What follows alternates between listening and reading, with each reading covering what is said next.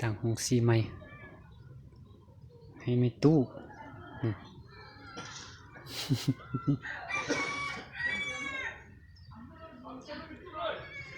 หลังจากติดตั้งแล้วก็ลองเขาได้เลย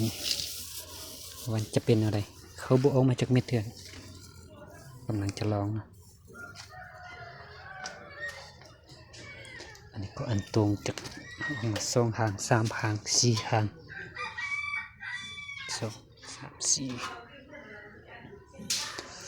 ฉันจะจนฉันก็คนจริงใจ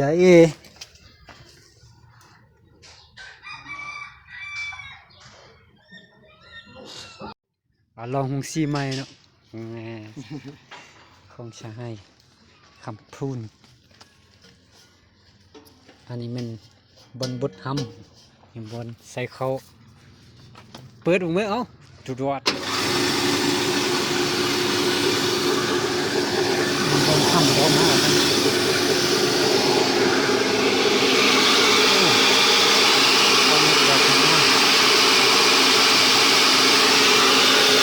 เนี่ยท่านนับลงมาอีกคน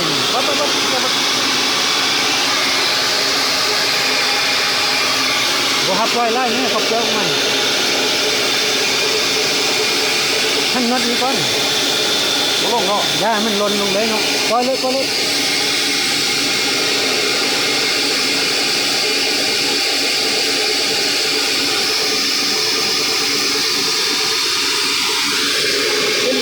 ป็นห้ามมากๆเลยเนาะเป็นที่แก้มเนาะมันมีนัดนี้ก็มันบ่มีเนาะสิน่ะเดี๋ยวนี้กับมีเหี้ยบัดออกบ่อัดเลยบ่ต้องอัดเนาะปล่อยมันลงปกติเลย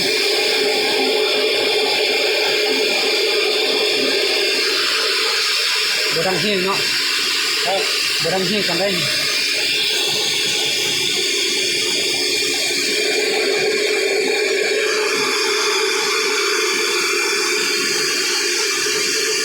ได้ยับได้เลยเนาะพัดออกมาไล่ๆเลยเฮ้ย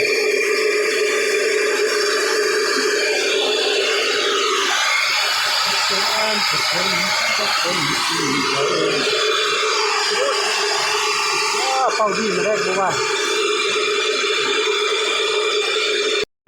มันแก้โพดนี่นะตอนนี้ก็มีปัญหาเนาะคือว่าเขามันค้างอยู่ตะแกรงเหล็กเนาะเราต้องหั่นแล้วก็ยกขึ้นยกตะแกรงเหล็กขึ้นอีกอย่างก็เบื้องที่เขาเปิดมันติดปิ่นเขาหาฟ้าเนาะแล้วเบื้องที่ปล่อยห้ำปิ่นออกมาเนาะเขาก็ต้องได้ปิ่นขึ้นใหม่เนาะแต่2 คนหากันแบกฮุกซี่เนาะหากันห้ามฮุกซี่เดียวขึ้นหาใหม่เนาะให้มันเข้าที่เข้าหางเบื้องที่สวิตช์มันออกมาข้างนอกเนาะสายไฟบ่ฮึกก็หาวิธีแก้ไขต่อสายไฟเนาะหลังจากเฮาใส่เบื้องนั้นเนาะมันสวิตช์มันอยู่ข้างในสวิตช์ตัวดำๆเนาะมันอยู่ข้างใน